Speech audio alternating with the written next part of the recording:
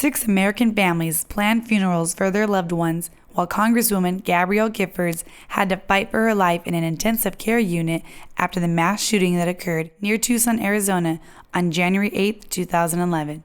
19 people were shot, 6 of them fatally, including John Roll, the chief judge for the District of Arizona. The man responsible for all of this is a 22-year-old mentally deranged Jared Lee Loeffner, who was immediately arrested at the scene. It brings to question, should Americans with mental illness even be allowed to have access to firearms? I do think that restrictions put on gun use and the availability of guns would be favorable, and of course it would help, but it's not necessarily the restriction that stops people. I think people can get access to guns or any other kind of weapon regardless. So in essence, it's not really guns that kill people, it's people that kill people. Civility in America is a growing problem. Many politicians and public officials are retracting the way they get their point across due to the extreme violence that is being taken place across the globe. You got a couple of nut jobs out there that go and shoot somebody up, or they do something, they incite some violence, and then there's a blame game that goes on, and it's like we want to blame the rhetoric.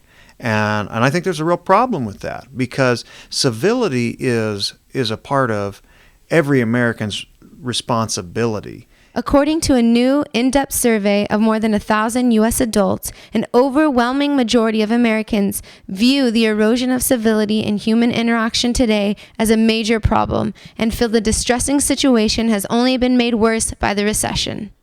Greatly inspired by the recent revolution ignited in nearby North African country Tunisia, Egyptian citizens began pushing back against their own repressive government in hopes of ousting the tyrannical Egyptian president Hosni Mubarak. An estimated 150 people have died so far amidst the emotionally charged clash between Egyptian anti-government protesters and armed pro-government protesters, according to human rights groups. I've become really concerned about all the events in Cairo lately. I know it's been a 3-week ordeal. And I'm pretty worried about what they're going to do as far as government. I don't like tyranny, but I see that that's the way that they're going with all the Facebooking and trying to outlaw that and everything. I love what's going on in Egypt right now. I'm Lebanese, so I've been glued to the news about the region. And what's going on there, it's great. People in the U.S. media are kind of playing it up like, oh, it could be like some big Islamic insurgency. But what it is, it's a bunch of students and just educated people just frustrated with their current situation. And yeah, they've been using, Twitter and Facebook, and even when the Egyptian government shut it down, a Google executive hijacked the system and still let them use their services. We inherently live in a social reality that requires us to abide by certain agreed upon rules so we can coexist peacefully. However, when people break out of the social norms, it threatens our capacity for civility. For World Press, I'm Brianne.